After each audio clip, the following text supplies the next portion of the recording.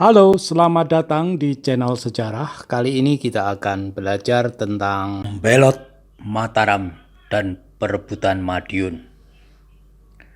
Setelah serangan Mataram ke Mojokerto yang gagal itu, Madiun membelot.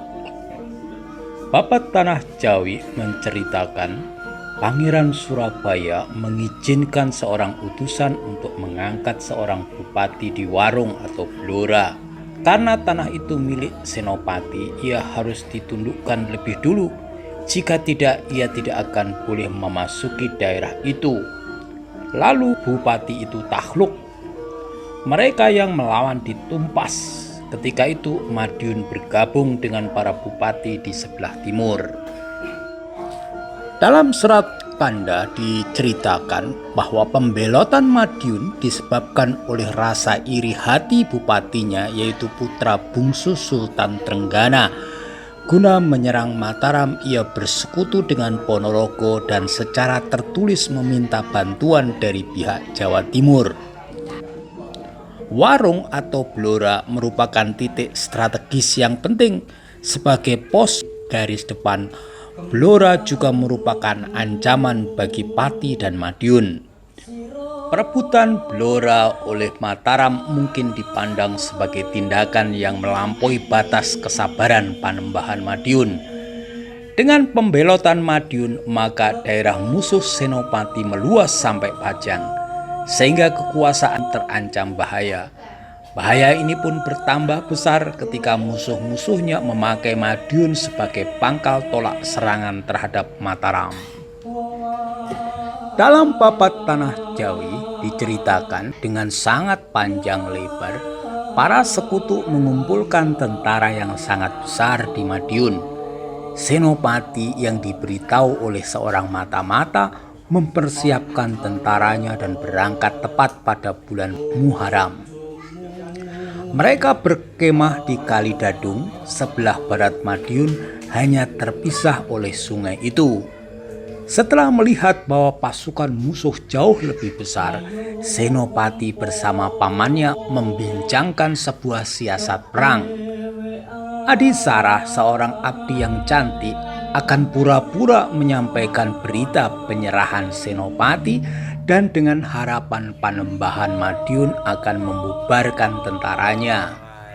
40 orang Jayataka memikul tandu mewah yang berpenumpang wanita itu. Tidak ada seorang pun yang mengganggunya ketika ia dengan pakaiannya yang indah dan menawan melalui garis depan. Tanpa terlebih dahulu memberitahukan kedatangannya, wanita itu muncul di depan Panembahan Madiun yang melihatnya dengan sangat terkejut. Setelah surat dibacanya, ia menerima penyerahan Senopati.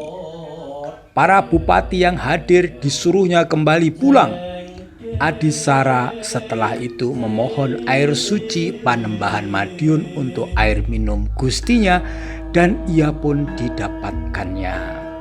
Penguasa Madiun yang sangat gembira itu menerima Senopati sebagai putranya.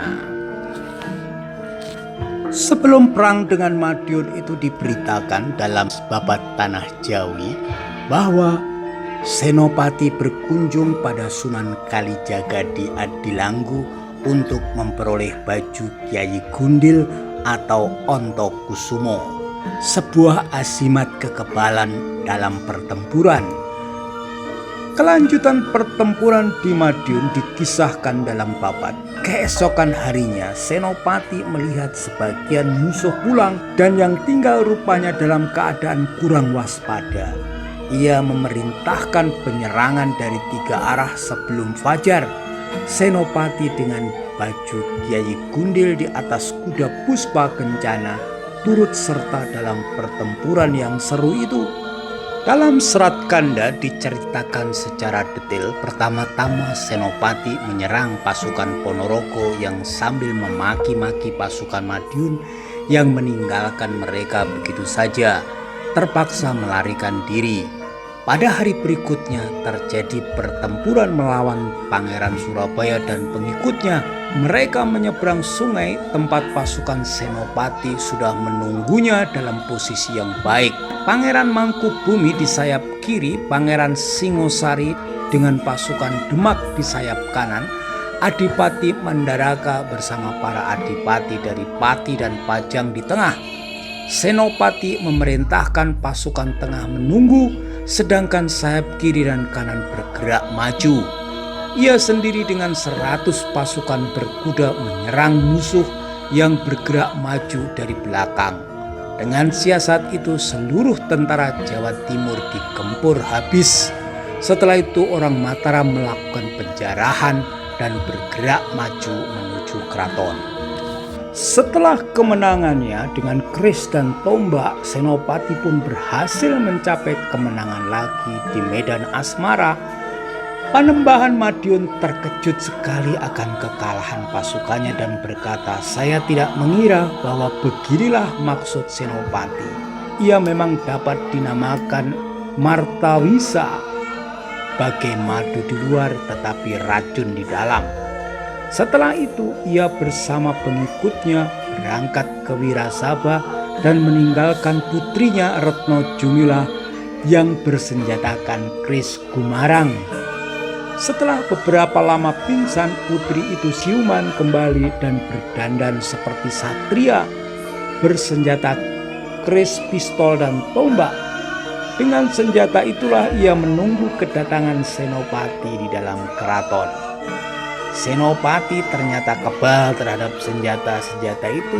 Akhirnya putri itu dapat dirangkul Senopati dan menjadi istrinya. Perkawinan Senopati dengan Putri Madiun menimbulkan akibat yang buruk dalam hubungannya dengan sekutunya di utara. Ketika mendengar perkawinan itu, Adipati Pati sangat geram. Ia meminta izin pulang dengan alasan daerahnya dalam bahaya.